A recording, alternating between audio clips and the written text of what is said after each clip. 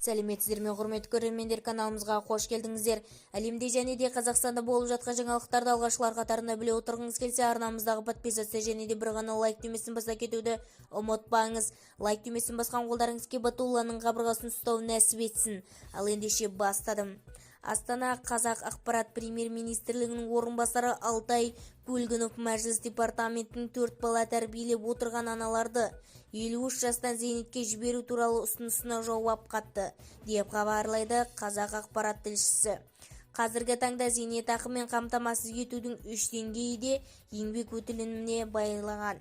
Әйелдің зейнетке шығу жасы 61 жас. 1998 жылы жинақтың зейнетақы жүйесінде көшкендіктен зейнетке ерте шығу жеңілдіктері жойылған болатын.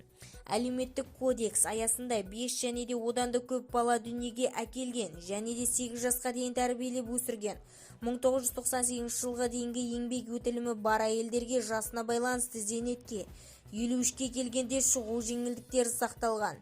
Ал 1998 жылдың 1 қаңтарынан бергі еңбек өтілімі үшін жинақталушы зейнетақы қорына міндетті жарна төлеп тұрған жағдайда жинақтың зейнетақы төленеді.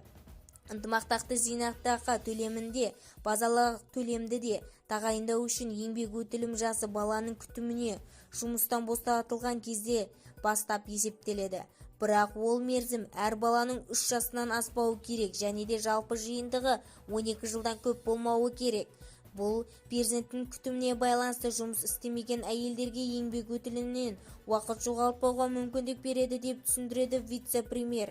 Бізді тамашалауды жалғастырыңыздар және де бір ғана лайк түймесін басып сау саламатта болыңыздар.